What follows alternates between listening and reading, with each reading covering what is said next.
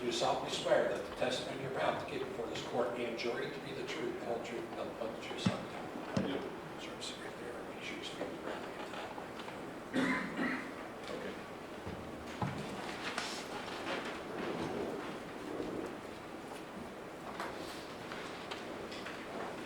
Mr. Scanlon, would you start out by stating your name and spelling your last name for the record, please? James Scanlon, and last name is spelled S-C-A-N-L-O-N. And is it your understanding that we have asked you to come in and testify as a use of force expert? Yes, sir. So can you start out by telling the jury a little bit about your education? I have a bachelor's degree from Ohio Dominican College in criminal justice. I began my career in the Columbus Division of Police. Stipulate his next use of force. I would like to talk about his background a little bit as a Columbus police. That's fine. Sure, go ahead, but you don't have to go to the length you would since there's a stipulation. He's an expert in use of force. Hey, Jim, how were you employed during your career years? In 1978, I went through the Columbus Division of Police Academy. I started out on patrol, and I worked patrol for 8 years. During that time, I did normal patrol duties, traffic, responding to runs and such. I was also a training officer and a field training officer during that time. I did spend 6 years on our K-9 unit. Again, I was a training officer there, and we still did patrol duties, but we were also asked to go and do K-9 specific assignments such as narcotics detection and searching for suspects. I spent 19 years on our full-time SWAT section. Again, we did specialized things like hostage barricade situations and narcotic search warrants, but we also assisted patrol on a daily basis, looking for wanted felons and such. And this was all with the Columbus Police Department, is that correct? Yes, sir, that's 33 years. 33 years. Are you currently employed? I am. I'm a co-owner of the North American SWAT Training Association. And what is that exactly? We provide training for police and military personnel as it applies to patrol tactics, SWAT tactics, response to active shooter, officer survival training, shoot, don't shoot scenarios, that kind of work. Where do you do that? We do that all over the country. And when did you retire from Columbus PD? 2011. Did you ever, were you ever on the command staff there? No, I was not. Spent your entire career on the road or as basically on the streets? That's correct. Yes, sir. Okay. When you are training officers, why do you do that? Well, one of the reasons is law enforcement is a ever increasingly dangerous profession. Officer survival skills are important. Officers today have to be more highly skilled to survive those encounters than ever before. Terrorism, there's all kind of increased crime and threats out there. So our goal is to provide concepts, some tools for officers to when they do encounter these violent situations, that they can survive them and get home at the end of the tour. And when you are teaching officers, is there only one way to accomplish various things they need to accomplish? There's virtually never just one way to accomplish one training tactic. As a matter of fact, we emphasize that in our training. We can't teach one way to do things. No matter what the discipline in law enforcement is, we say that based on the situation they're given, if they can follow certain guidelines, concepts, then it can be helpful sometimes, but there's not just one way to do any one thing. And so when you're teaching somebody, for instance, you teach how to respond to a threat. And is there that's a yes?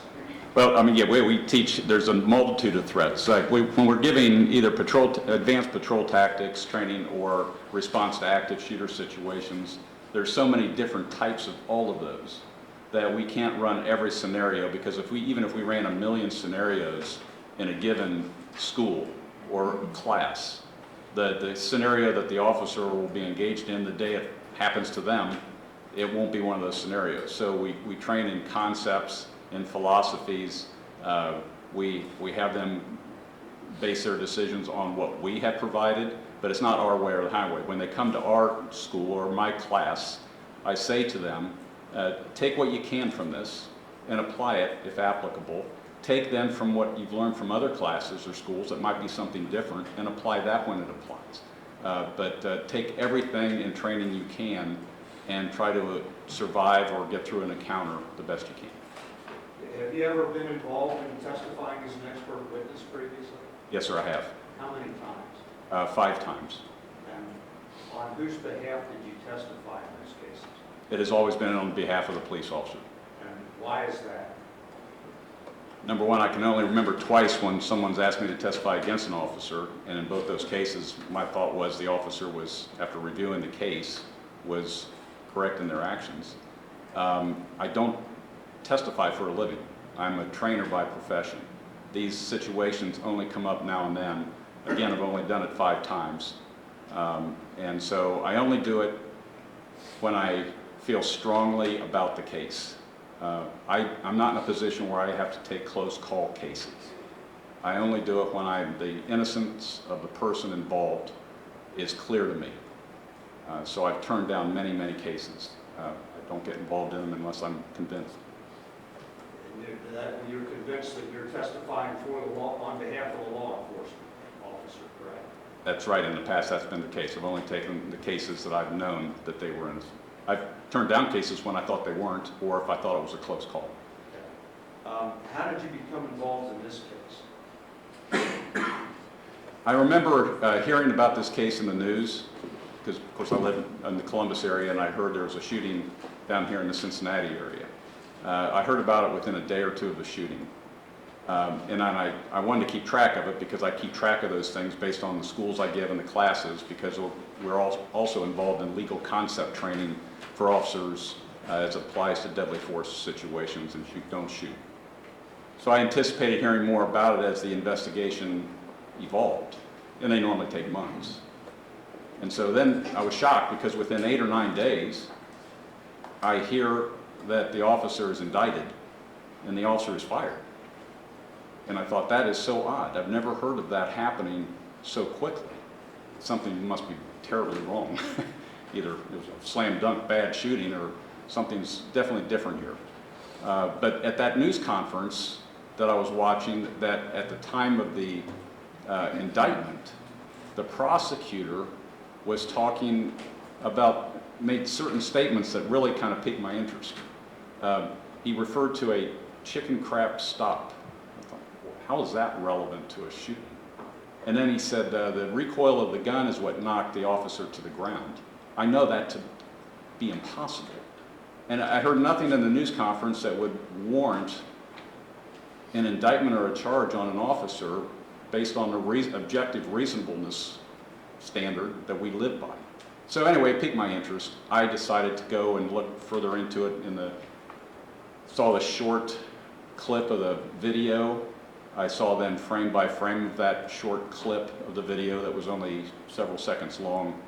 Ultimately, they released, after the indictment, a clip, a video that was about 27 or 30 minutes long. And I reviewed that a great deal.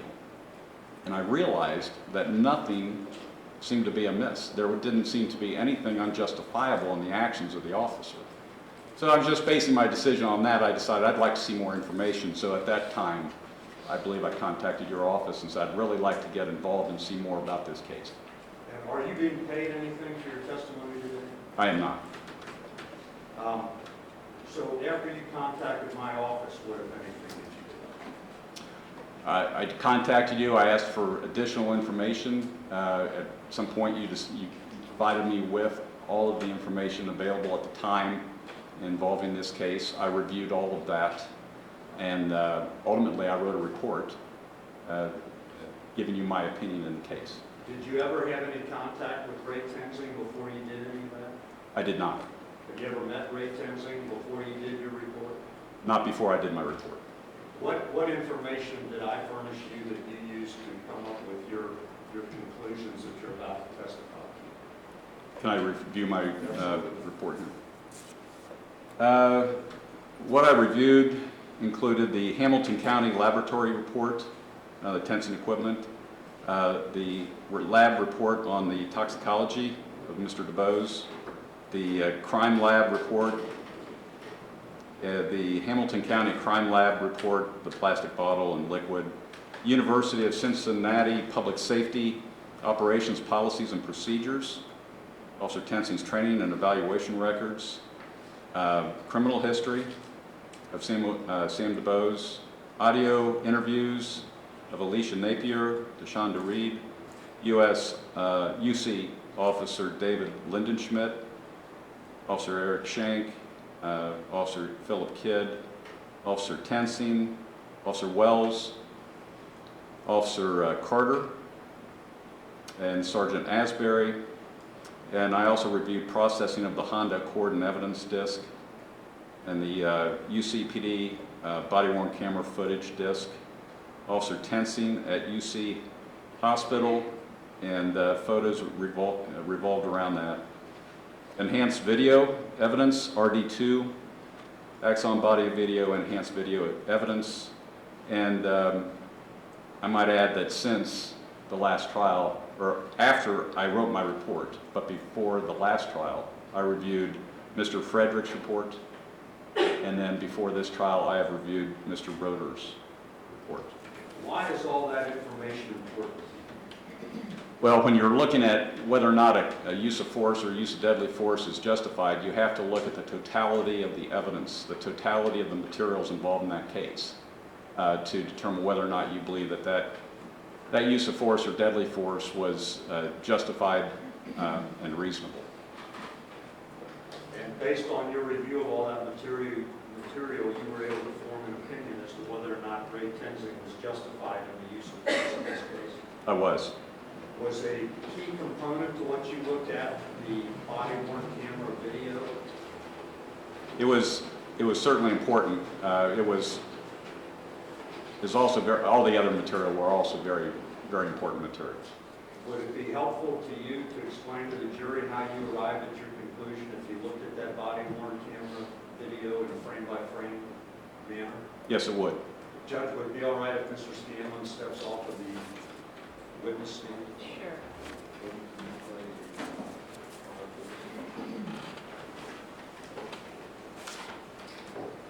Where would you like me? I guess right there, if you can see Okay. from there. Now, you've made notes of the various frames that you think are important, Right correct? now. And would you just, do we have those notes in here? Okay. Can we just play it forward slowly and you describe what you're seeing or ask Peggy to stop and we would like to explain? Yeah, if we could get to frames maybe 18. And I don't see the numbers up here. We don't have numbers. Oh, I see. Okay. Well, right now, of course, what we're seeing is Mr.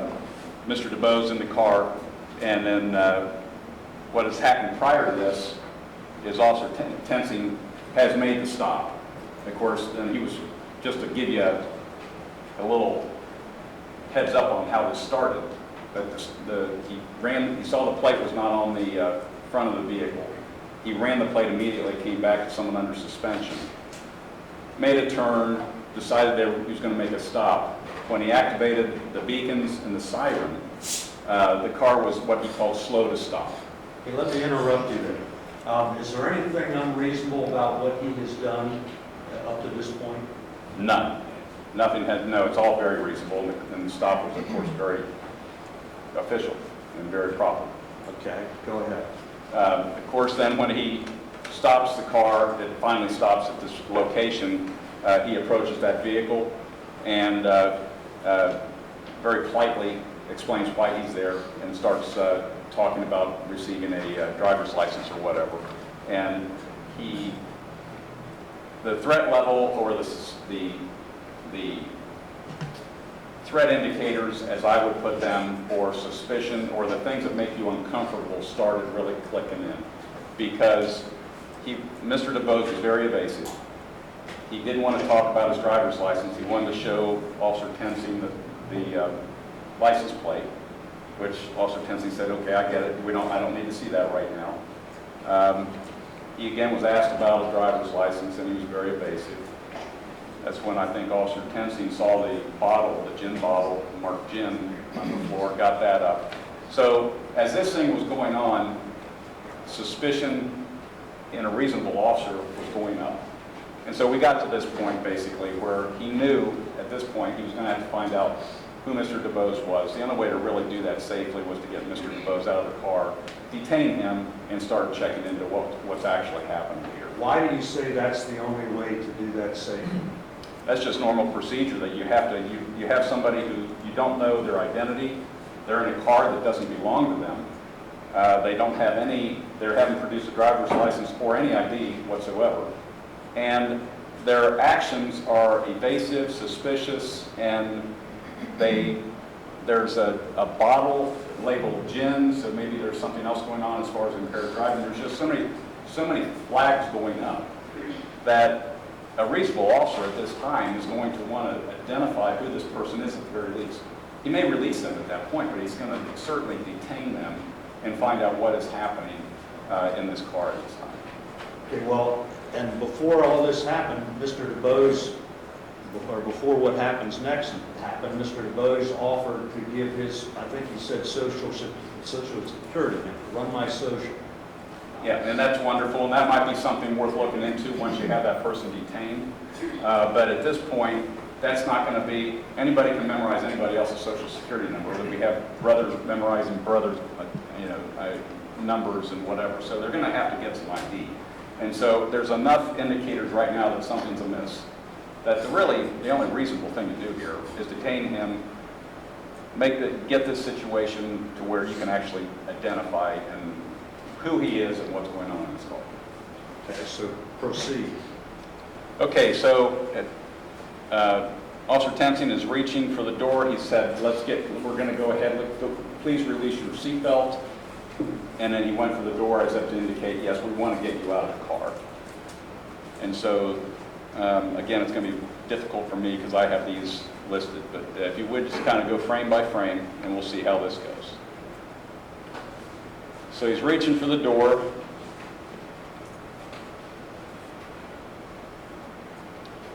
Mr. DuBose now is looking at Officer Tensing's hand that's going toward that handle, so he knows the intention now of Officer Tensing to go for the doorknob. Okay, now we can continue frame by frame. Now he's starting to reach for the door because he anticipates having to bring that door back. He's already made a decision that he's going to close that door. Judge, I'm going to object to what Mr. DuBose is thinking. Sustain. So if we just continue on frame by frame. His hand, Mr. DuBose's hand, is now going toward the ignition You're referring to to his start the right car. hand. Right hand is going toward the ignition to start the car.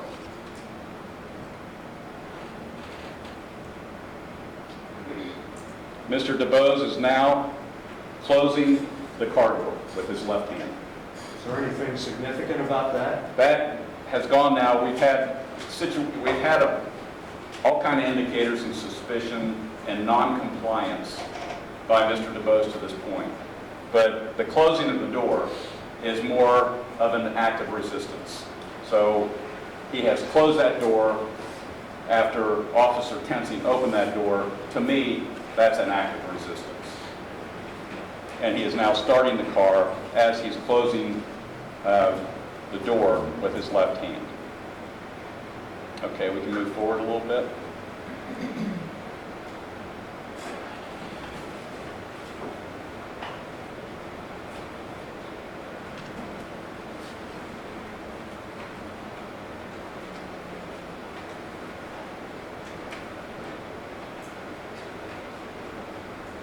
So the door is closing, and the car is beginning to start. He's starting the car with his right hand.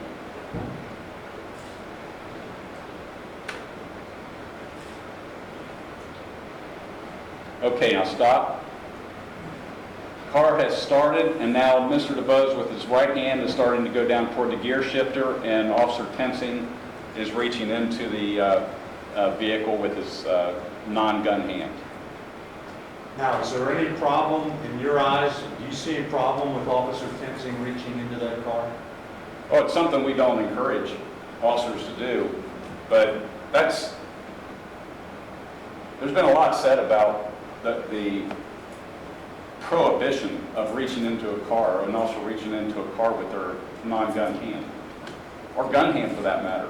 And it should be clear that, I mean, there is no law, there is no policy, and there is no binding training manual that prohibits an officer from reaching in with their non-gun hand. And any inference to that effect is false, clearly false. It's not So, encouraged. It's not encouraged because it's a dangerous thing. Police work in general is a very dangerous thing. But there are times when you have to do things that are dangerous. We do them, officers do them every day. And so there are times when it's completely legitimate to reach into a car. There's other times when it's maybe less advised, but there's times that it's done. I honestly don't know many officers that haven't done it during their career if they're on the street long enough. But the fact is, there is no prohibition, and there never has been. Unless something's changed in the last few years, but I know that when this happened, there was no prohibition to that effect. But it's something we try to avoid when we can. Okay. You ready? Just a few frames, just very slowly now. Okay, now, Officer Tenzing has reached in past that steering wheel, and Mr. DuBose's left hand is coming up in the direction of Officer Tenzing's left arm. And just go one more frame. Now you see the gear shift is being activated. You can clearly see Officer Tenzing's left arm across that steering wheel, and you'll see Mr. DuBose's left hand coming down over that arm. And one more click. Again, I don't have the numbers right here. And another. Okay. So we saw the arm coming down, and maybe in the next one, and just hold on one second. Again, I had them all numbered here, so.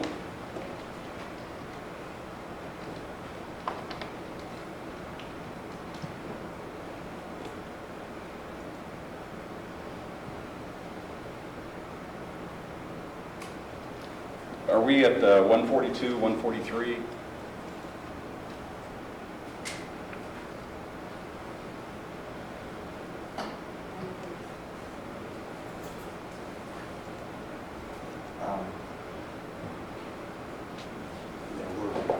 Yeah. So I just want to go back to 142 or 143 for a second. This is the arm reaching in. If we go to 143,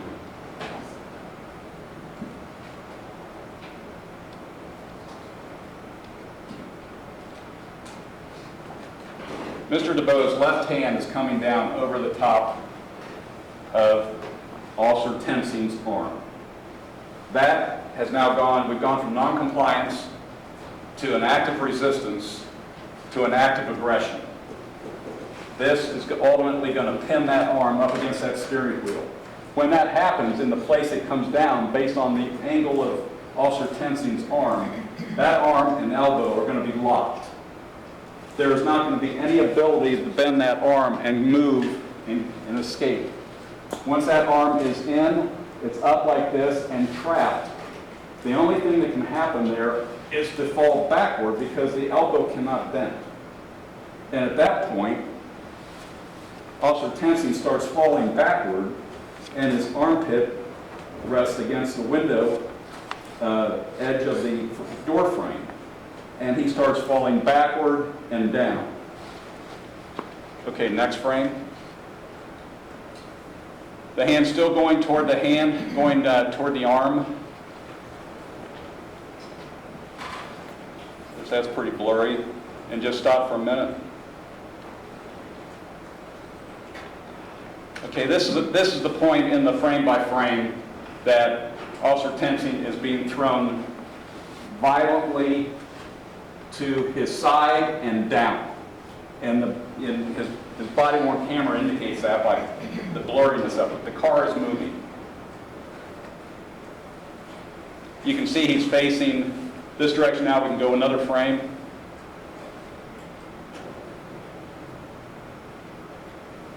Again, you can see the hand up against the steering wheel. That's behind that is what is where Officer Tensing's hand and arm are, right behind the hand that's pressed up there.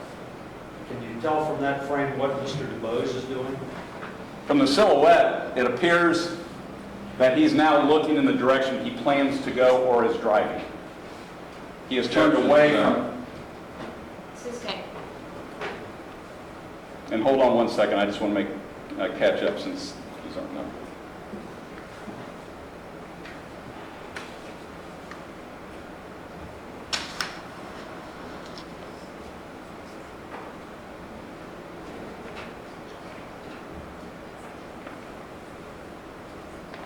Okay, another frame.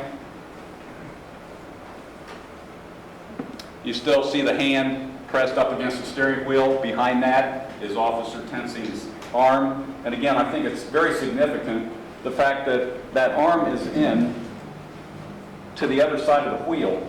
The hand is beyond this, and it is locked out. He has no ability at this point to do anything but to go in that direction backward and down. If you twist your elbow like that, your wrist, you have no choice but to go in the direction that the force is taking. Okay, the next slide. And the next. Now he's starting to be twisted even more. You can see more of a downward angle up from the body-worn camera. You can now see the side, we're getting lower. He's turning more to the rear of the vehicle and looking into the back seat almost of that vehicle and angled up toward the roof of that car. How would you characterize this action at this point? At that point, I'm in fear of my life or being seriously injured. You're trapped in a vehicle. It's never really, I don't know that the distance dragged what really was so relevant to me. Once I'm in motion and being dragged at any degree in a car and trapped in a car, to me, that would put me in fear for my life. So whether it was a foot, 2 feet, 5 feet, 20 feet, I'm fearful. I mean, that's just, maybe I'm more scared than most people, but that would scare me. But he's being dragged now backwards. Yes. Again, further down, now we're lower, because of course he has no choice but to go back and down, and that's what he's doing, and that camera indicates that. And it's not because his head's here and his camera's here, he is backward. You know, I wish I had a car door here I could actually simulate this, but he is now going backward, and the camera's here, and the head is here. Can you see his feet or his legs shadowed there? I see a shadow legs there, yes I do. Can you tell anything from that? Other than the fact he's beside that car, there's 2 legs there. He's obviously in a position where wherever the legs are, I'm sure, I don't know what that would really signify other than the fact they're there. Go ahead. All right, and stop. Again, we're lower now.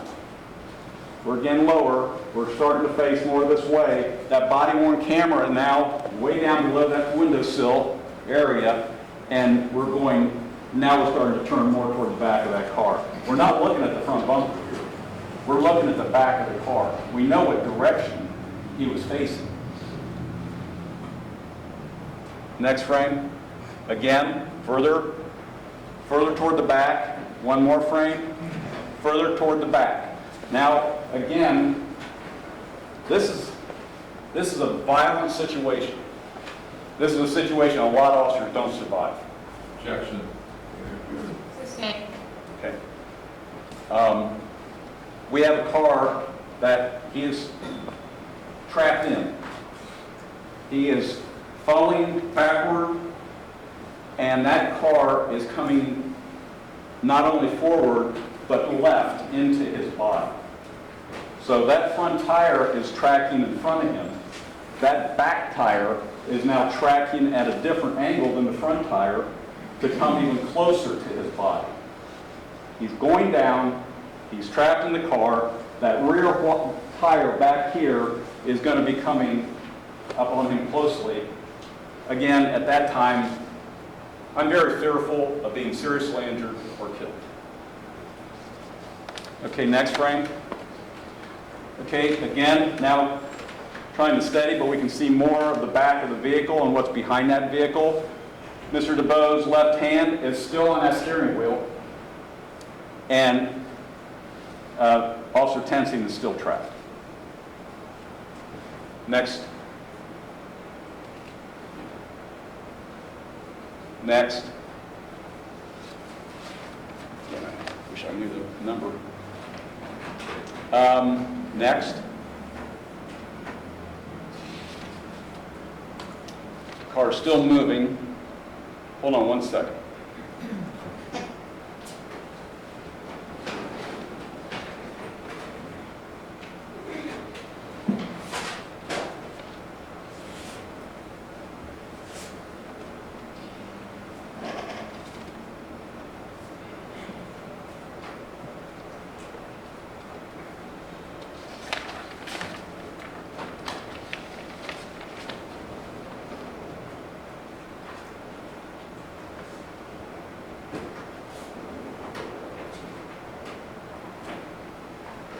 I apologize that we don't have the numbers. Oh, it just takes me a second to catch up here. Let me see.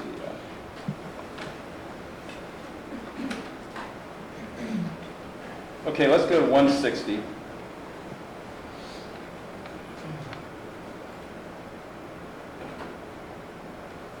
Okay, now it's going to clear up a little bit, but now we're really facing the back here. We're actually seeing he's turned so hard to the back now. His cruiser is coming into view. We still see that Mr. DuBose's arm and hand is outstretched here. Okay, next one. Now we can more clearly see, and the car is coming, a Honda that he's attached to, is coming left and out into him. So again, he's still going down and trapped in that car. Next frame. Another shot of him looking in the back here, and the car is moving. Next. Again, just another view of the vehicle. We know that he's actually turned all the way to the back now. And again, the next frame. Again, pretty low in this vehicle. Low down here. Only thing hanging on at this point is probably the armpit, keeping him from falling underneath that left rear wall. Judge, I'm going to object to these demonstrations. He has no idea what the officer's doing now. You can't even see him. Okay, I'm going to sustain that. Let's stick to what we know based on, I understand you feel as though this is likely what was happening, but we don't know that that was what was happening. We only know what's happening in front of us, so we Yes, need to ma'am. stick to what's there. Okay, thank you. So, Mr. Scanlon, at this point, it's your opinion that the camera is facing rearward, correct? Yes, And the officer is not standing straight up. that is correct. Okay. At this point, I believe you indicated you would be in fear of your life if you were in that position. I would be in fear of being killed or seriously injured long before this time. Okay. And what would you say a reasonable response to that would be? Well, I would definitely want to end that threat, and to me, the only way to end that threat would be what's on my belt, and that would be my duty weapon. Okay. Would you like to continue on with this? Yes, sir. Go ahead. Again, we can see how low Officer Tensing is. We can see the angle of the vehicle a little different here. This is coming out again to the left. We can see a little greater distance here. Next frame, please. Again. And again.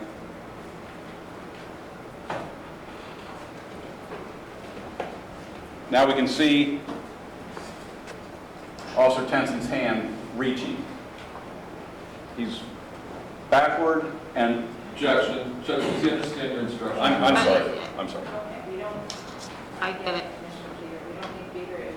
I've given all of Judge, the I wasn't being rude. All I right. thought you told him not to do that. I did, but I did. All the experts have sort of done the same thing and have been stopping it, you know, and they all seem to interject what they think is happening. So Judge, I don't mind him saying what he thinks, but not demonstrating. Okay. Go ahead. Yes, Your Honor. At this point, Officer Tenson's reaching in the area of a seatbelt. The camera angle appears to be low. The camera appears to be facing the rear of the vehicle to where you can see the cruiser in the background. So he's moving backward and falling. And I would be fearful at that time. Okay.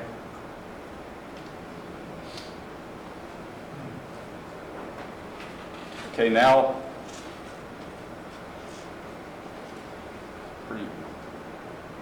one more click, and now we can see the gun coming into the frame in Officer Tensing's right hand. And would the fact that it's in his right hand indicate to you that that is what is referred to as the dominant hand? Oh, yes, it is. And when you're talking about dominant hand with reference to police officers, are you talking about the hand that they shoot with? Yes, that's what we refer to as a dominant hand. Okay. So it's coming into frame at this point. Okay, next. It's coming, still coming in, but next frame.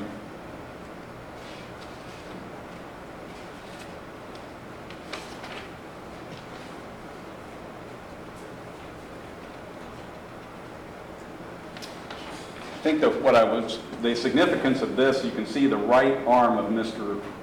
DuBose has gone from lower on the steering wheel to up high to the 12 o'clock, which indicates the left turn into Officer Tenson. Sorry. And next, please. Gun is still coming into the frame. You can see Officer Tenson's arm is outstretched.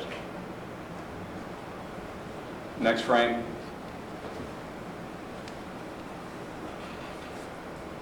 And the gun, the significance of this frame is the finger is not on the trigger. There's a couple times you'll see in these frame by frames, and maybe you've seen them already, where the gun has been in view, and really Officer Tenson has shown very good trigger control and very good gun safety, and not having the finger on the trigger until he actually wants to shoot. And even after that, you'll see him on the ground spinning with the gun up in the air, and the finger will be on the side of the gun as opposed to on the trigger. That's to prevent any kind of an accidental discharge. And next frame. Again, no finger on the trigger, the gun is coming up. Next frame. Again, facing backward, the car is moving, he's falling backwards, and the car is moving into him, to the left. Next frame. The gun is still coming up. Next frame. Next frame. Now, very low. We're really low in this situation. The falling backwards and being thrown to the left, and that, to me, is a very scary thing. And more distance between that vehicle and and Officer Tenson's cruiser, so the car is obviously. Next frame. And next frame.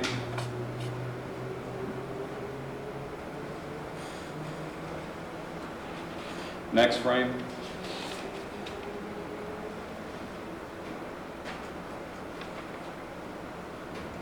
And hold on one second. What frame are we at now? Can you tell me? 183.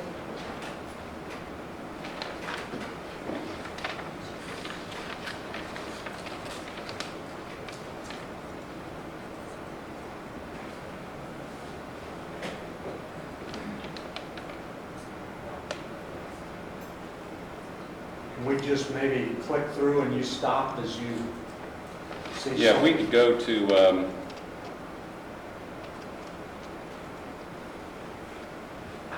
192.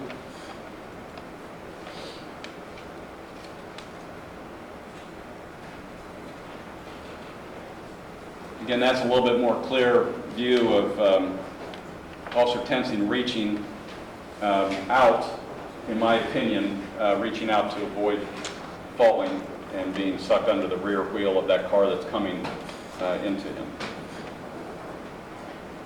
Would it be fair to say that your analysis of this body-worn camera was an important factor in your evaluation of this entire case? Oh, it was, absolutely. Okay. Do you have more that you would like to show the jury? I do. 194.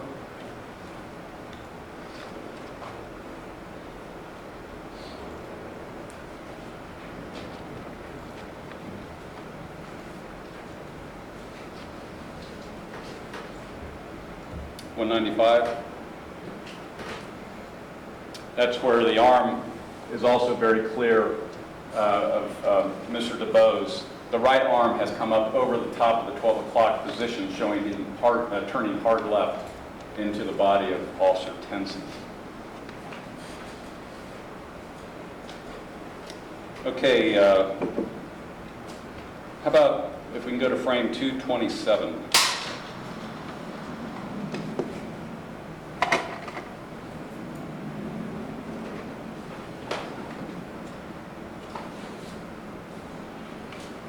Now this is after the shots fired. Just to be clear, I don't want to mislead you on this. But 227 starts where it's clear that Officer Tensing is still being dragged backward. You can see more distance between the vehicle dragging him and his cruiser. He's obviously starting to fall off the car. And let's see, another frame or two. Right now he's losing grip. He's basically being thrown to the pavement. Okay, and if we can continue,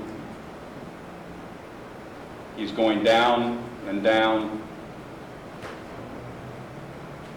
Coming in, now stop. Now he's in contact with the pavement, he's on his back. He's defenseless, but he's within inches of that rear wheel. The fact that, well, that is an extremely dangerous situation. I don't want to embellish it, but I don't know anybody, especially a reasonable officer, that wouldn't be in fear of their life, knowing that that could happen, and then ultimately almost having that happen. Okay, let's just keep moving through here a little bit. Again, just barely missing that. Now he's spinning on the ground, it appears to me. A car is passing him now, so he's been lucky enough to avoid being sucked under the rear left wheel of Mr. DuBose's vehicle. Now he narrowly is missed by a car coming the opposite direction. And again, he's still spinning. You can go frame by frame here. Car goes past.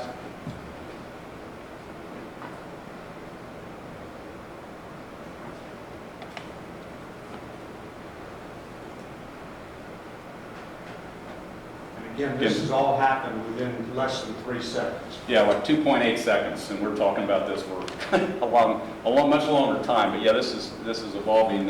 This happened very quickly. A few more clicks. He's still on his back and spinning, it appears. And stop. Again, good control of his weapon. Very difficult to do in a chaotic situation, to maintain control in a safe manner of your weapon. And he's doing that. Again, narrowly missed by this vehicle, and who was going past this guardrail area that was another threat. Okay, continue. Again, good weapon control. Now he's trying to Looks like he's becoming more upright.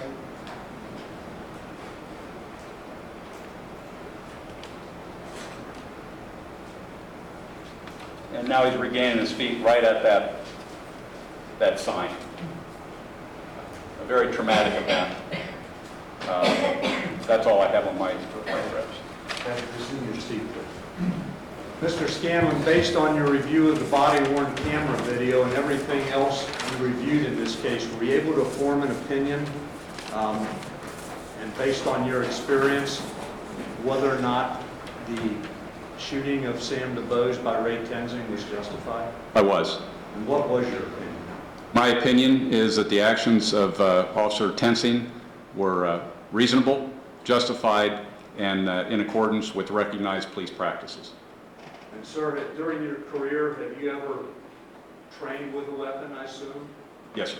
Have you ever fired the type of weapon that Officer Tenzing had that day? I have.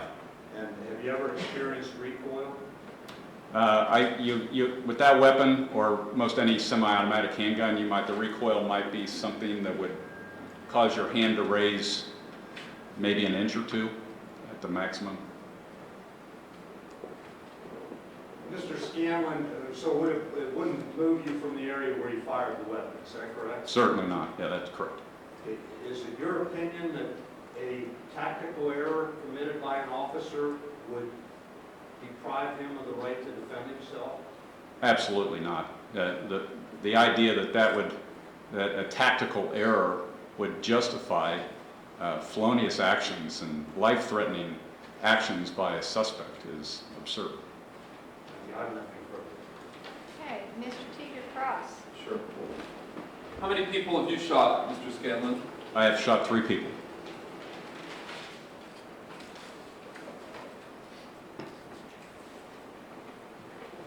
And would you say that Ray Tenzing was being dragged when he produced and fired the gun that day?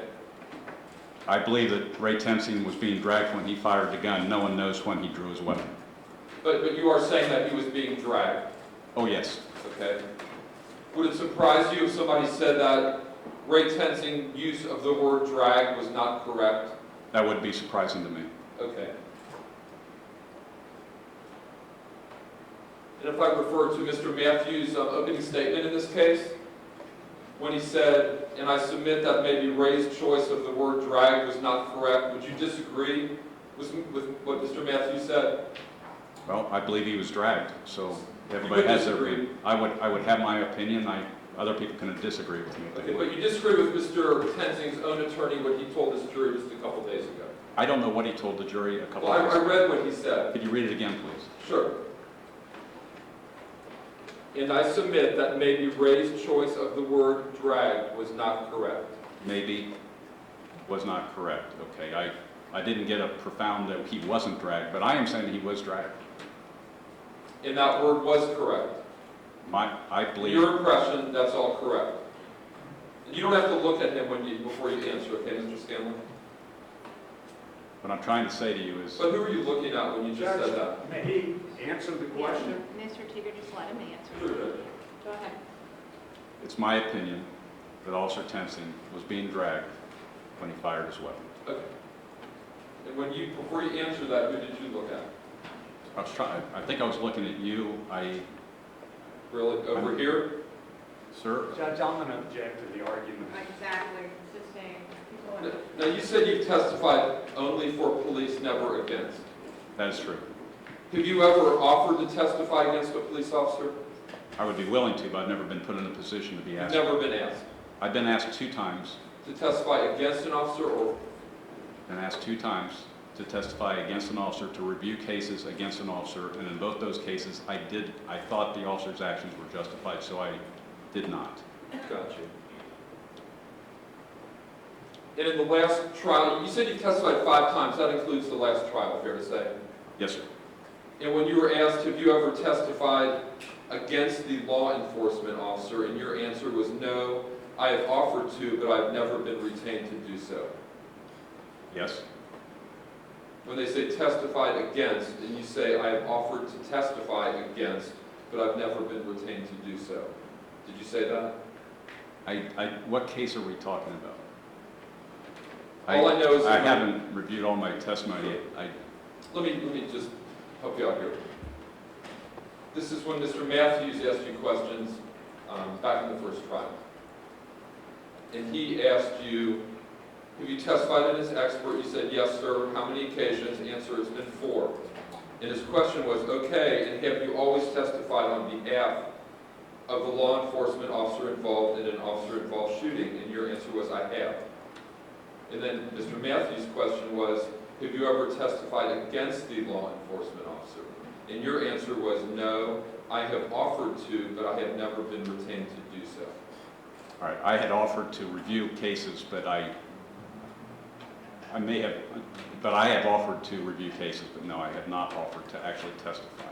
But would you agree with the question that he asked you last time in your answer, have you ever testified against the officer? You said you've offered to, meaning you've offered to testify against the officer, but you've never been retained to. Yes. Did you say that back then? I believe I did. Was that wrong? It depends on how you look at it, but I guess technically it could be that I offered to review cases, but I didn't necessarily offer to testify. It's kind of one and the same. Okay. And you wouldn't say that you're biased for police, would you, Mr. Scanlon? I've been a police officer for 33 years. I highly respect the profession. The one thing I hate most is a dirty cop. I've arrested dirty cops. I enjoy doing so. I may be biased toward the profession. I'm certainly not biased towards bad cops. So certainly doesn't influence me here. Sure. You said you don't go out looking for cases. I didn't go out looking for this case. I don't really solicit cases. People come to me at times. Okay. Nobody came to you on this case, did they, Mr. Scanlon? No, I did solicit this case. Is that the only case you've ever solicited? I believe I may have offered to testify in a case in Lima. Okay. Back in the, I don't know what year. You don't remember? Well, I know I did. I know because I had never done it before. So I know I did offer to testify in a case in Lima. Sure. Would you agree, Mr. Scanlon, that you are not a forensic video expert? I am not. You've had no training in that, and you don't purport to be an expert like Grant Fredericks is an expert, fair to say? Well, I don't want to get into the flawed premise of Mr. Fredericks and his science, but I have 2 eyes, and I view these videos through the eyes of an experienced police officer, just like you'll view it through the eyes of a person that have had your experiences. You're not doubting Mr. Frederick's expertise, are you, Mr. Scanlon? No, I'm doubting his premise that the car only moved from forward and it didn't move to the left. And his premise was also based on the fact that the car was level, on a level road as opposed to one that was on an incline. So even if I can agree that his science was sound, his premise was false, and so therefore his formula had to come up with the wrong calculations. Are you agreeing that his science is sound? To the best of my knowledge, his science is sound, but the premise was false. And you're not disputing the fact that he is an expert witness, are you? I don't know one way or the other, but I certainly can't dispute that. And you don't know anything about frames, milliseconds per frame, how to put those together, anything like that, do you, Mr. Scanlon? Other than the fact I've been looking at those milliseconds for the past 2 years, countless times on this video. But you don't know the technical aspects of how to do that and what to look for, fair to say? Well, I know what to look at. I don't know how to create that. In your presentation, you didn't show or play any audio, is that fair to say? I didn't create any audio. Okay. And was the audio of this case important to you, Mr. Scanlon? It was. Okay. But that wasn't part of your presentation, was it? Part of your opinion in any way, shape, or form? It was part of my opinion. I didn't hear you say that a few minutes ago. I wasn't asked about the audio, but Okay. I clearly would gladly speak to the audio if you want to. Because Mr. Ritter said the fatal flaw in Mr. Frederick's presentation was that he didn't consider the audio. Well, I told you I did consider the audio. Okay. And I think Mr. Fredericks did as well, but Mr. Ritter said that. Would you agree with his opinion on that? I didn't see all their testimony. I can't really speak to what they said. Did you watch any of the testimony over the last I saw a few days? news clips. I've been down in Florida. I have not been glued to the television. Okay. So, have you followed the separation of witness order at all, Mr. Scanlon? I wasn't even aware that there was a separation order. So you've been listening or considering part of the witness's testimony during this trial? Which I object, Judge. Sustain.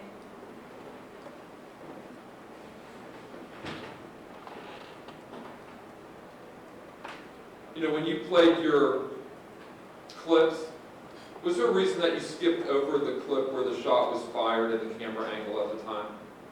And to be clear, those are not my clips. I simply followed the evidence frame by frame copy of the video. I not only didn't avoid that, I couldn't go number by number like I have written down here, and I clearly looked at the jury and told them when I went beyond that, because I'm not exactly sure what frame the shot happened in on that in that area because I don't have the numbers. But I want to make it clear to you when I move past that, when we went to, I think, 227, that just so you understand, the shot has been fired at this point, just so you weren't misled by anything I said. But you skipped over the right before and right at the time the shot was fired. You didn't show them the camera angle at that time, did you, Mr. Scanlon? You didn't. Again, I didn't have... Let me ask my question. You asked Mrs. Kreider to stop a number of times. I But did. you didn't ask her to stop at that point, did No, you? I did not. It is relevant, though, if you want to bring it back up, because I it does show the totally- angle of the wrist. It's something I should have pointed out to you. Okay, It's actually something I was remiss in showing because it's very relevant. sure. And you say that Ray Tensing was being dragged when he produced and fired the shot, fair to say? Fair to say that Officer Tensing was being dragged when he fired the shot. And you agree that Mr. Tensing pulled the weapon, and did you need to look at him again, Mr. Scanlon? Sir, if I just dropped my pen top, okay? That Yes. All Mr. right, gentlemen, let's get sidebar right now. Sure. And Mr. Grafton, lady. Sorry. Yes, Andy.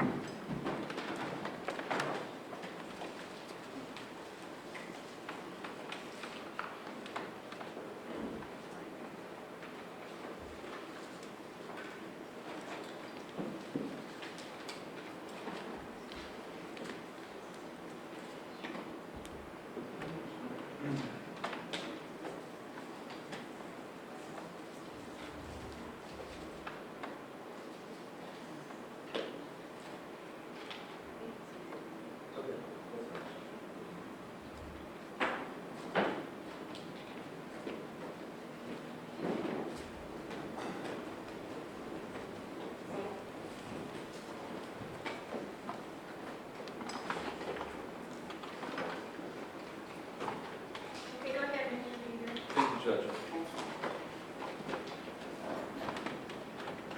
Would you agree that Mr. Tensing pulled his weapon to shoot Sam DuBose? I believe when he pulled his weapon, he was feeling fearful. Did you hear my question? I did. I don't know what he was thinking as far as actually having to fire the weapon when he pulled his weapon. We don't know exactly when he pulled his weapon. Okay. And in the last trial, when you were asked, when he made the decision to remove his service weapon and shoot Samuel DuBose, what did he say? They're talking about his statement to Officer Hine and Officer McGuffey. Now you're talking about a statement. I Okay, understand let's that. go to a statement. Okay. What did he say about that in his conscious decision to do? And your answer was, in his statement, he indicated he pulled his weapon because he intended to shoot Mr. DuBose. That's what he said. Okay. And you believe that, don't you? That's what he said. I believe he said it. I think he made a decision in less than 3 seconds. Somewhere in there, he decided he had to pull his weapon to save his life. Okay. But just so I know, Mr. Tensing said in his statement to the detectives that he pulled his weapon because he intended to shoot Mr. DuBose. Yes. And you believe that that's true? Yes. That when he pulled that gun out, his intent was to shoot Mr. DuBose. I'm not sure of that. Do you want to look at your answer? You can show me my answer, sir. I'm just trying to answer your question right now. He pulled his weapon because he was in fear. That an officer can pull his weapon when they're in fear and then reholster it without ever applying it. It happens every day. Get that. But you said in his statement he indicated he pulled his weapon because he intended to shoot Mr. DuBose. That's what Officer Tensing said in his statement. And you have no reason to doubt his statement? I don't.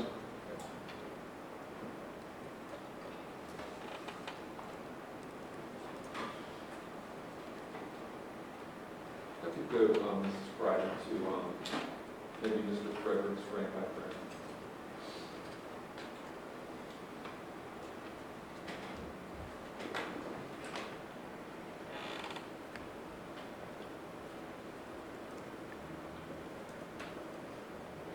And if you go to 165, please.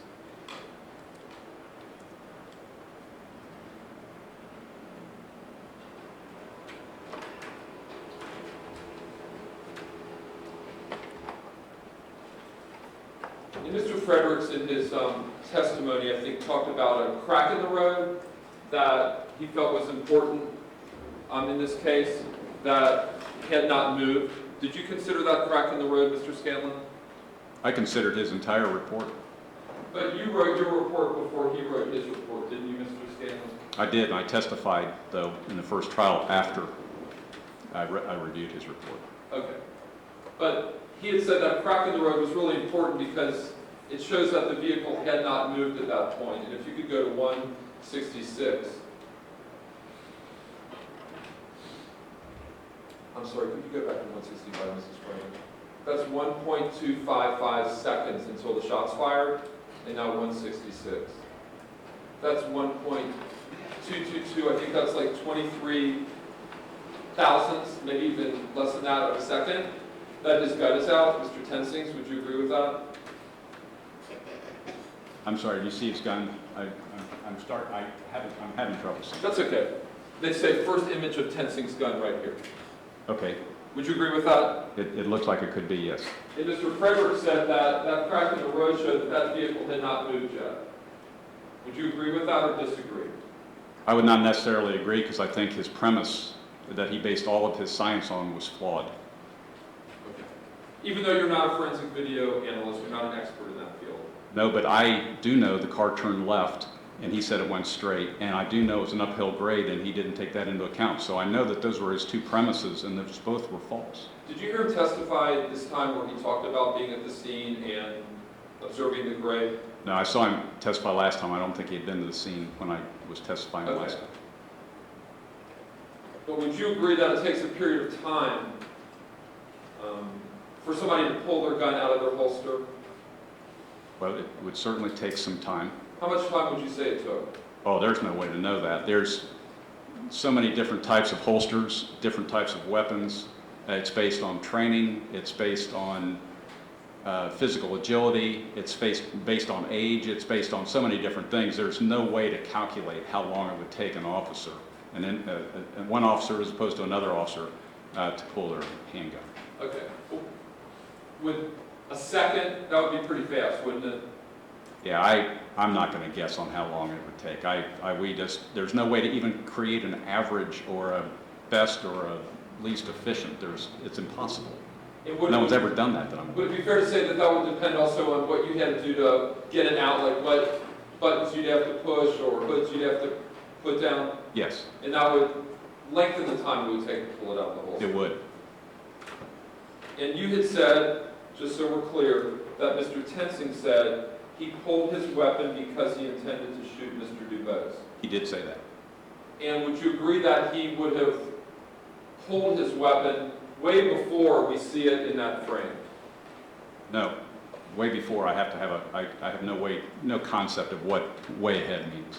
Well, it would have taken a period of time for him to actually go to his side, grab his gun, do all the safety mechanisms, pull it out, and then get it to that position. Would you agree that all adds time? Time would elapse. So there would have been time prior to this that he would have done all that. There would have been some time, yes. And the time of the shot here is 1.222 seconds. You don't disagree with that, do you, Mr. Scanlon? I have no way to know one way or the other. I just don't. Okay. Can you go to, let's see.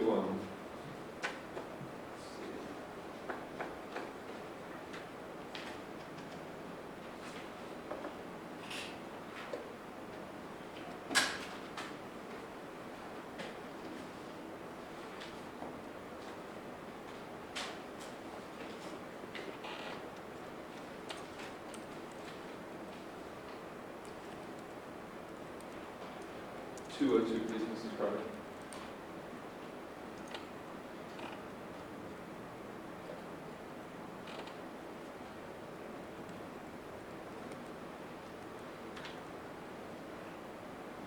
And that's when Mr. Frederick said the shot was fired? Do you have any reason to disagree with that? I don't.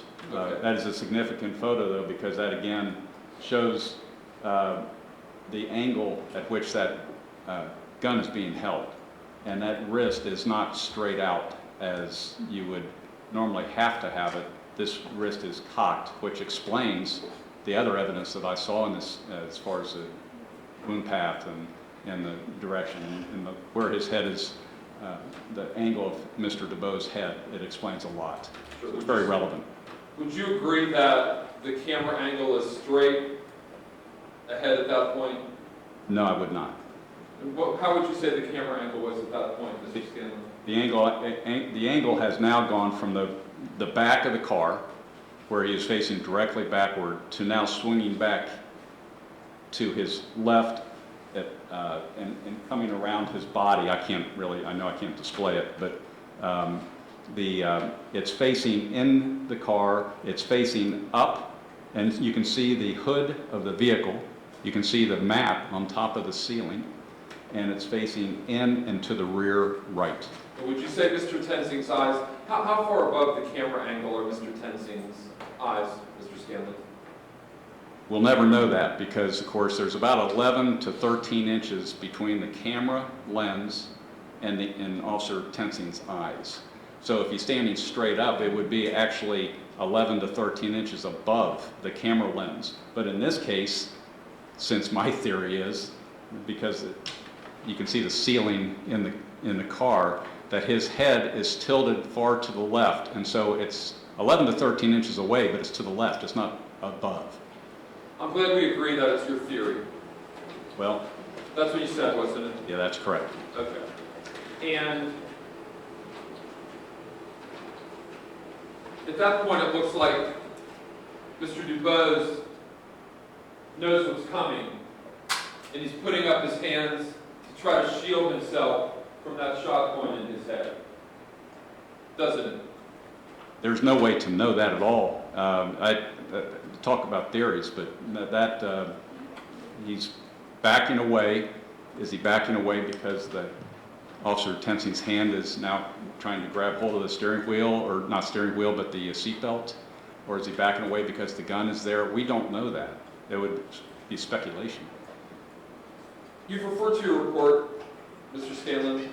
I'm sorry? You've referred to your report. I have. And would you say that report is important to your presentation in this case?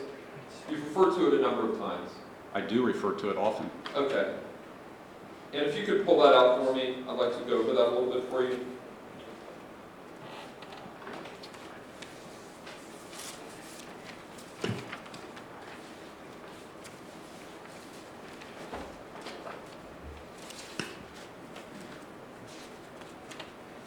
Okay, sir?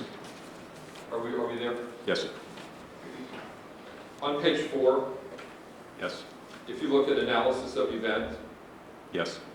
you said that the actions of Officer Raymond M. Tenzing were objectively reasonable and in accordance with recognized police training, techniques, and best practices. Did you say that? Yes, sir, I did. Okay. And you know the OPATA rules on reaching into vehicles, don't you? I do. And that says never reach into a vehicle. It does not. Okay. And we've showed this a couple times where there's an OPATA document that on the first page it says don't reach in with your dominant hand. But see, it doesn't say that. It says should not. In police language, there should not, will not. Should not is a suggestion, it's a guideline. Will not is more binding, but nothing in the OPATA manual is binding. It wasn't part of the policy, it's not part of law. So, but it did not say never. Okay, but you said his actions were in accordance with recognized police training and techniques and best practices. That's absolutely true. So him reaching into that car, you're telling this jury, is objectively reasonable and in accordance with recognized police training, techniques, and best practices. That's true. And of course, I was speaking more to the specific shooting itself. But certainly, that's not, my statement's not negated in my opinion in any way, because Officer Tensing reached in with his left hand to that car. Okay. Because you never said in your report that reaching in with his hand was ever a mistake or that he shouldn't have done it. You never said that anywhere in your report, did you? No, but I did review the APATA manual. Okay. But your testimony today that reaching in that car by him was not a mistake. No, I'm saying it was not advisable, but it was not a prohibition. Okay. So, State's Exhibit 20, looks like 1A. Do you see that? I do. What's that say, Mr. Scanlon? It says never, never, never reach into vehicles. Do you agree with that? No, absolutely not. That's absurd in police work. Yeah, you could never follow that. I've done it before, and had I not, people would have died. And if I would tell you that that was a poster or picture shown to Mr. Tensing by Police Chief Scott Hughes as part of the training, and that he's a recognized expert in use of force, would you disagree with that? But I disagree with what? This photo and what it says. I do disagree with that.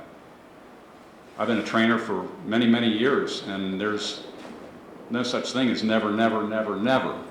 In very few cases. I've reached into cars and gotten keys, turned off a car of a drunk at a stoplight that had I not, if I just tapped on the window and that foot came off the brake, he would have gone into it and probably killed a family of 5 or more.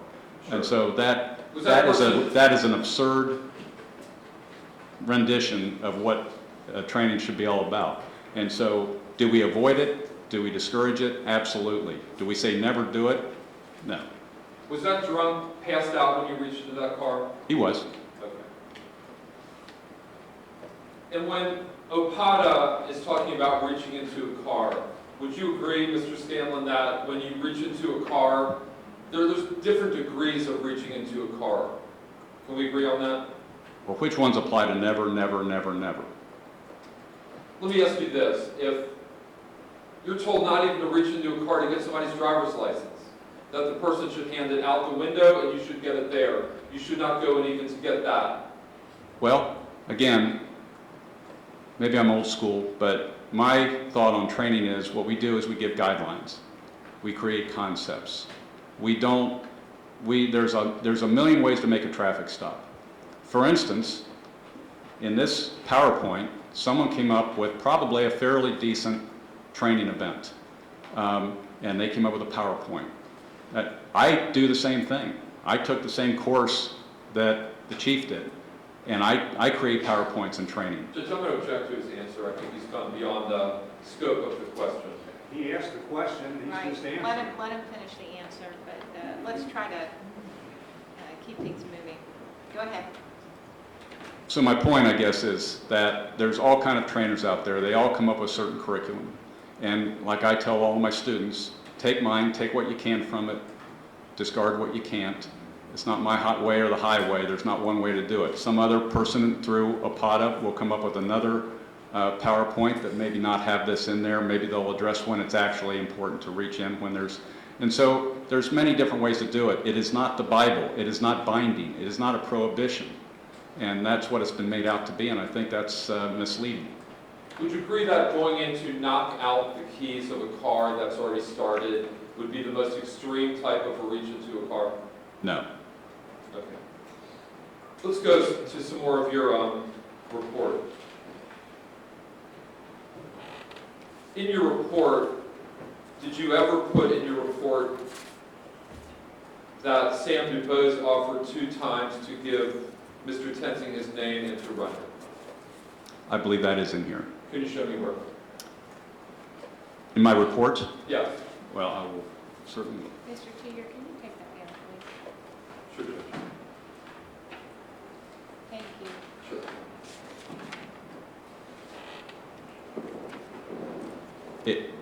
Are you, you may have to ask me that again. I might be getting a little tired here, but you're referring to my testimony? Your report that you're looking at that I asked you to refer to that you said was so important. When you said, I asked you, did you put in your report that Sam DuBose 2 times offered to give Mr. Tensing his name and to run him? Is that in your report? Yeah, I don't know if it is or not. Can you look for it? You said you thought you put it in there. I remember believing that to be the case. Whether I put it in the report or not, I'd have to look here. Okay, take your time.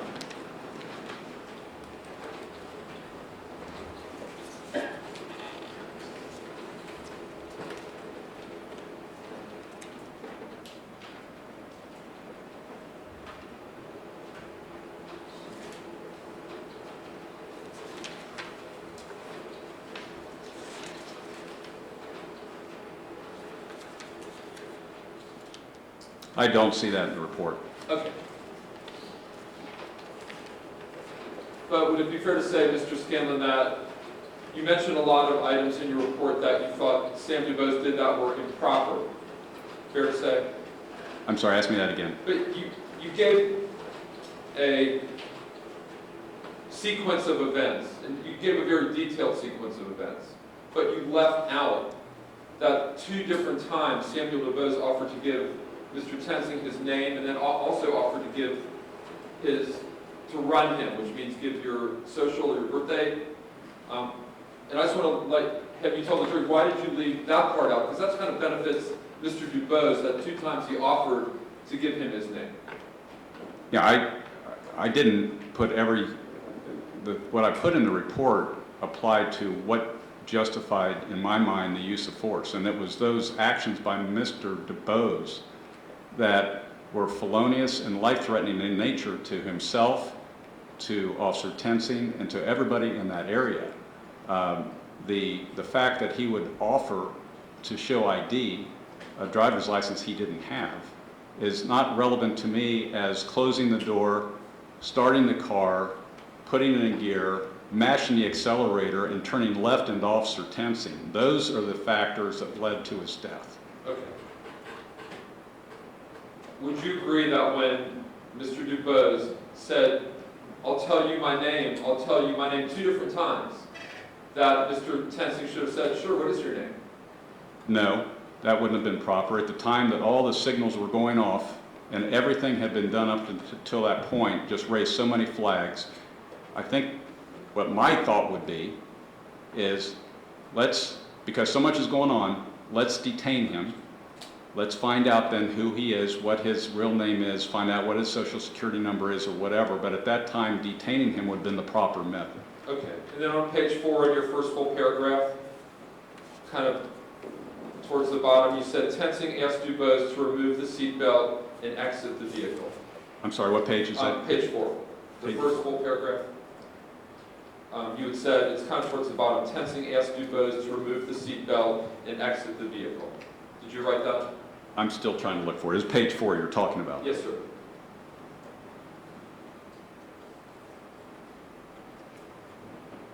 Kind of a little more than halfway down on the first full paragraph. Where it says, Okay, I see it now. Tensing asked DuBose to remove the seatbelt and exit the vehicle.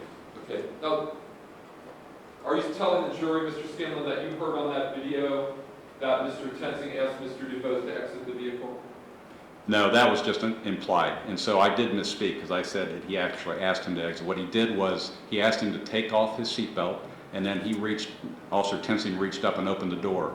That was implicit in my thought process, but actually he did not actually say get out of the vehicle. He said, please take off your seatbelt, and as Officer Tensing reached for the door and opened it, I think it was obvious probably to Mr. DuBose that Officer Tensing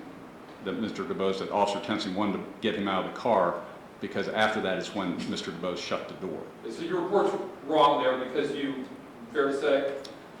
I was wrong in saying that he actually verbally asked him to exit the car. Sure. And your impression was that Mr. Tensing was going to do what? Was going to do what with Mr. DuBose? He had the door open. What was he going to do? I believe he was going to detain Mr. DuBose. In what way? I don't know what way exactly. When I wrote the report, I can tell you I didn't know what way. But you said exit the vehicle. What did you mean by that? Get about the seat and step outside. No, I believe that he was going to cause him or have him exit the vehicle. I didn't know what manner he was going to make that happen in. Okay. And you didn't know that Mr. Tensing wasn't going to ask him to exit the vehicle. He was going to ask him, allegedly, to stay where he was and let him be cuffed inside the car. I know that now. But you didn't know that then. I don't believe I knew it when I actually wrote that report. Okay.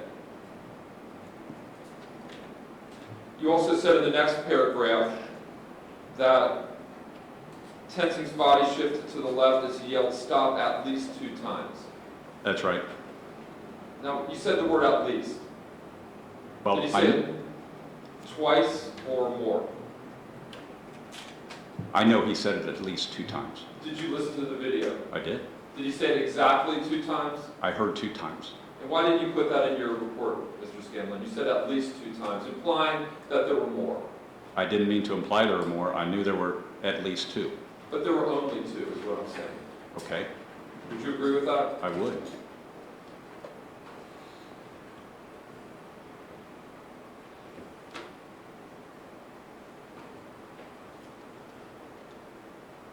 You also said going down in the 4th paragraph, that Kidd and other arriving police personnel, he said that he fired 1 shot because he was being dragged and believed he was going to be run over.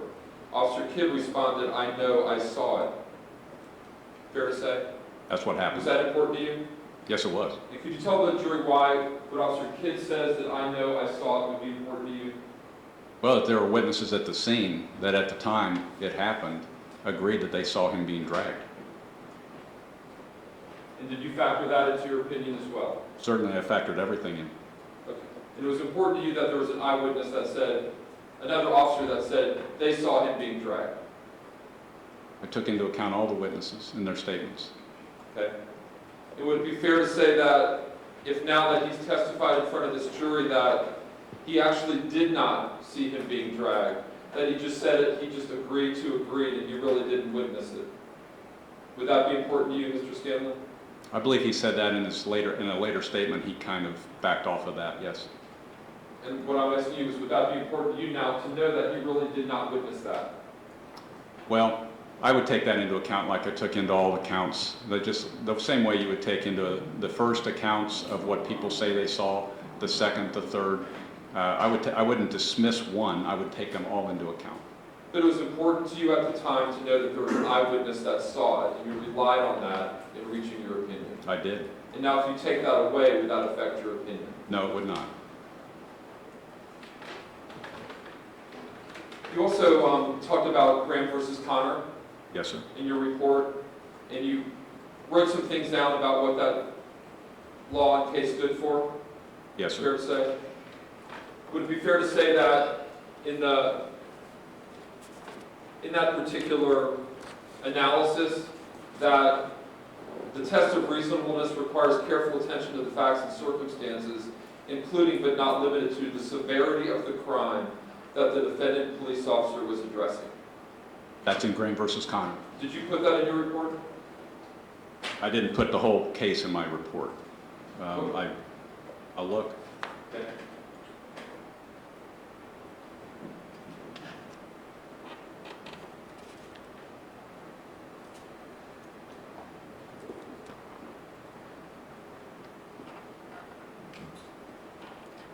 I don't see that in here, but I've read it in Graham versus Connor. So you left that out. Sir, I did not read into my report the entire Graham versus Connor. I wrote in what was applicable to this case, I believe. And you don't think it's applicable, even though it's in that case, and the judge may instruct on, that you have to look at the severity of the crime that the defendant police officer was addressing? Certainly, the felonious assault on a police officer is pretty severe. Or the minor traffic offense that we're talking about Oh. before he reached into the car? This has never been about a minor traffic offense. Okay. This had nothing to do with a minor traffic offense. It went from a minor traffic offense to a very severe traffic offense to a life-threatening situation. Okay. You said that experience, going to page 6,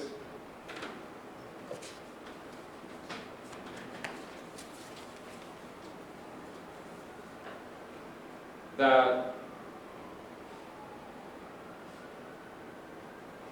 you talk, let's see, I guess it would be the 4th paragraph. Experienced police officers are aware that air freshener is often used by drug dealers to mask the scent of marijuana and other drugs. Did you say that? Yes, sir. And were you aware that Officer Tensing did not consider that in any way, shape, or form at the time? That didn't go into any of his decision making? Which I object. Sustained. Go ahead. Do you know if that went into any of his decision making, Mr. Scanlon? The air freshener? I don't for sure. Okay. But you're saying experienced police are aware that air freshener is often used by drug dealers to mask the scent of marijuana and other drugs. And that is very true. Okay. Have you ever been shopping, Mr. Scanlon? Yes, sir. Have you ever been to Target or Kroger? I have. Have you ever been down the aisle where there's a lot of Febreze, there's Glade plug-ins, there's a lot of things that people keep in their offices or homes or even in their cars? Yes, sir. And are you saying that if my daughter has a Febreze plug-in or something in her car that she's a drug dealer? No, but if she has a bottle labeled gin and it has air freshener in it, my guess is, or any substance in it, my guess is she's going to get a different look. And they're probably, any officer stopping her is going to figure out what's in that gin bottle. But you didn't say that. You said air freshener is often used by drug dealers. That's true. And you didn't say air freshener. You didn't talk about that it was in a bottle. Well, you said air freshener. I'm sorry about that, because that gin bottle was significant. But you And didn't say that in your report, though, did you, Mr. Scanlon? no, I did not. And you're not saying that everybody with air freshener is a drug dealer, are you? No, of course not. But maybe those who have air freshener in a gin bottle might be suspect of either being impaired or masking the odor if it is in fact air freshener. Sure. And then you go on to say, in that same paragraph, Tensing asked DuBose to remove the seatbelt and exit the vehicle. Wrong again. Yes, I said that. I referred to it twice in my report, but that was because as you know, I wrote the report under sequence of events and analysis of events. And then, well, actually, you said it more than that, because in the next paragraph you said, when asked to unlatch his seatbelt and exit the vehicle, he refused. So you said it a lot more than twice. Well, I'm not taking that back. Okay. He was asked to take his seatbelt off and he refused, and he closed the door. But you said when asked to unlatch his seatbelt and exit the vehicle, he refused. He was never asked to exit the vehicle.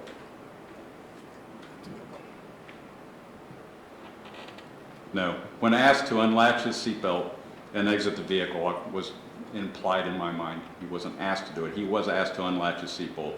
He refused and did close the door. Okay. You also said on that page that, in that same paragraph I'm looking at, that DuBose had exhibited several acts of suspicious activity and noncompliance. He had been slow to stop. Yes. He incorrectly stated that the vehicle was registered to him. That's true. And that's suspicious to you? Oh, yes. Okay.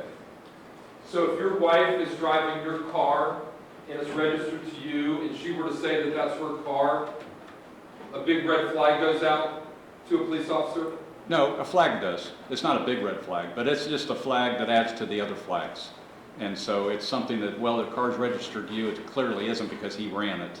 And so it just throws another flag after the slow to stop, after the under suspension flag came up. And when he got up to the car and asked for a driver's license. So it's just everything accumulated, a bunch of flags. Things weren't just adding up. As he said in his statement, Officer Tensing said in his statement, something just doesn't feel right. And that turned out to be true because the car was owned by DeShonda Reed. They'd been together 16 years and he had every right to drive that car. Well, I don't know they had every right to drive the car, but it wasn't her name. Okay. You're saying he didn't have a right to drive I the car? don't know that.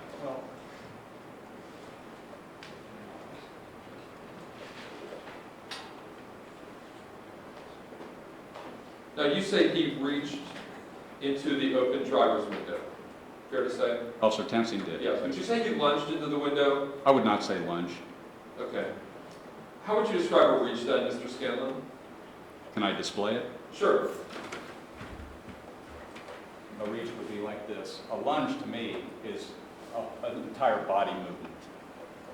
So for instance, if I come up here and I reach for something here, you would agree that is a reach? I would agree that's a reach. Okay. And that's not the kind of reach that Officer Tensing did that day, was it, Mr. Scanlon? Well, I didn't see much different than that. He reached in maybe a little quicker than you just reached in, but I wouldn't call it a lunge. Why don't you show the jury how fast you think he reached in? Just like that? I think probably similar to that. I can't. That slow? Well, I reviewed no material that would indicate it was any faster than that.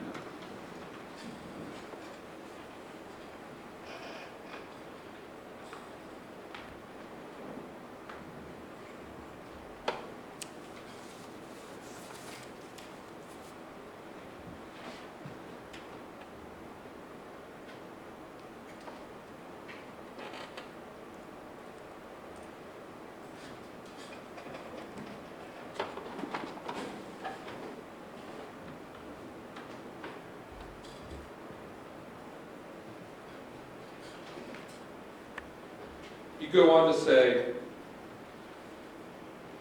on page 7, I don't think it's numbered, but it's page 7, on the very bottom paragraph, that the statements made by Tensing were immediate and spontaneous. While still in the middle of a very dangerous and chaotic situation, Tensing explained that he was being dragged and feared that he was going to be run over. He further explained the injuries that he suffered while being stuck in the vehicle and dragged. Why was that important to you? Well, it just affirmed when someone is explaining immediately after an event while they're still in the midst of it, it's, I think, very relevant, and I think it's sincere. Okay, so are you saying that a so-called excited utterance, let's say, or a fast explanation is more legitimate then?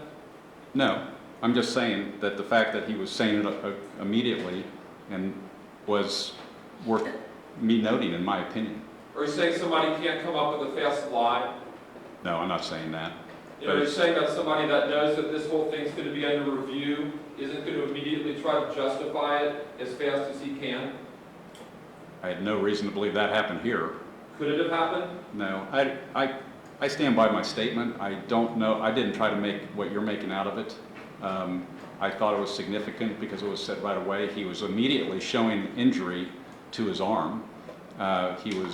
Everyone there agreed to that. It was obvious on the body-worn camera that his forearm was in pain and that he had some other pain in other parts of his body. So I think that was all significant, since we're going to be watching the body-worn camera, to take note of that. Okay. But you are saying because his defense, so to speak, was made very quickly, that that's more believable? I found it relevant enough to put in my report. And what was the reason that you put it, you're saying you found it relevant, why? Because it was said right after the fact, while he was still in the midst of this chaotic situation, and I thought it was sincere, and to me it looked sincere. Okay. So that if you're at home, and let's say a couple kids are downstairs, and you hear a crash, and there's a broken lamp, and 2 or 3 kids are all saying, he did it, she did it, they came up with that explanation faster than Mr. Tensing did. Are you saying that that's sincere as well, Mr. Scanlon? No, I would say it'd be situational. Okay.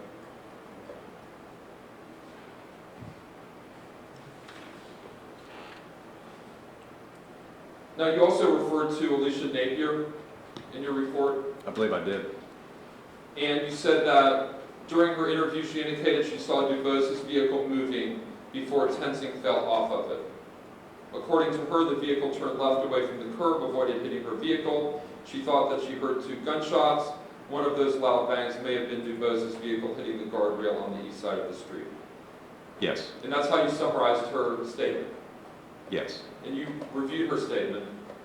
yes. But in your report, you did not put in the information that said that she heard the shot before the car moved.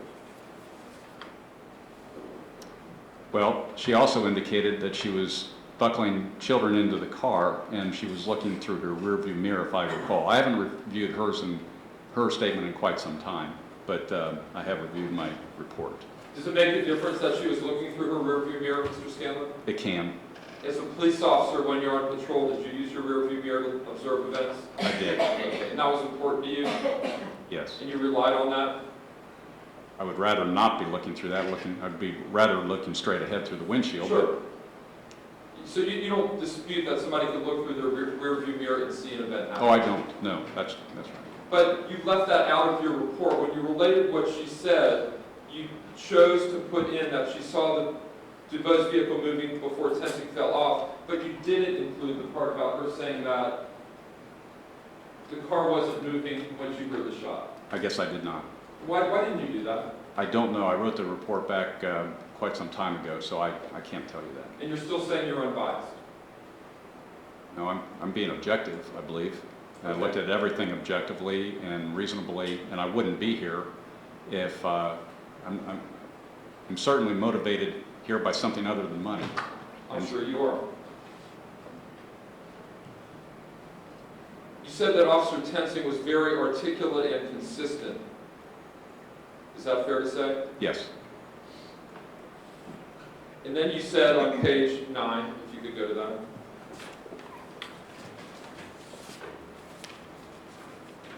On that first paragraph, his statements are consistent with those of Alicia Napier. we're consistent with those of Alicia Napier, Officer Lyndon Schmidt, and Officer Kidd. And I'm, Okay, go yes, ahead. And when you said that his statements were consistent with Ms. Napier's, that's not correct, is it? they weren't all exact, or they weren't verbatim, but I think in large part they were very similar, yes. You just chose the statement that you wanted to make your point, didn't you, Mr. Scanlon?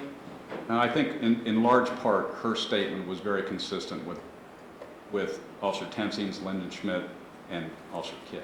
Except Officer Tensing was saying that the car was in motion, he was being dragged. He fired the shot after the car was moving and was being dragged. Ms. Napier said the shot happened before the car even moved. And she's the only one that said that out of everyone interviewed, but yeah, and everybody that's testified. Well, But anyway, I still believe that we're consistent. They're not exact. The statements were not exact. when you said just now to the jury that she's the only one that said that, what other eyewitnesses were there at the scene? Mr. Oh, eyewitnesses, I just meant eyewitnesses and people who've written reports for the prosecution. And all the materials I've read, Okay. I have seen no one else allege that the car was not moving when the shot was fired. But she also said he wasn't being dragged. I don't know that she said that she could actually see that part of that. If that was said, I'd like to see it. Regardless to say, you did not put the part in your report that was inconsistent with Mr. Tensing, did you? I did not. And why didn't you do that? I don't recall. I wrote the report back in January of 2016. Okay.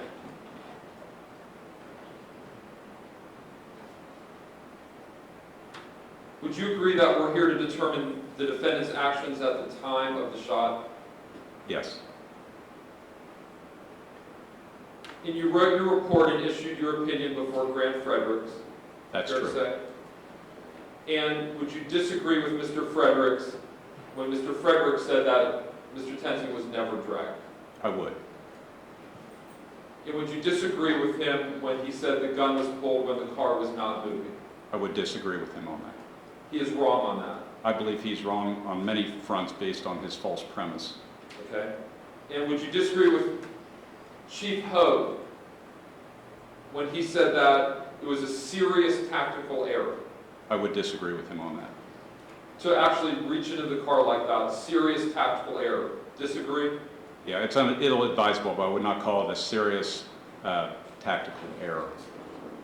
And would you also disagree with Mr. Hogue that he wasn't dragged and he wasn't justified? I would certainly disagree with Hogue on that. And you would agree that you're not a forensic video analyst? That is true. And in going through the video frame by frame, you have no more expertise than these jurors right here, do you? I have no more expertise than you do in watching this, but I am watching it through the eyes of a 33-year street cop veteran and to me, I think that makes a difference in viewing this video. Sure. That's all I have, Judge. Thank you. Thank you. Mr. Matthews, anything No else? redirect, Judge. Okay, thank you, Mr. Scanlon, Your for your Honor. help this morning. You are excused at this time. Thank you. I was excused. Yes.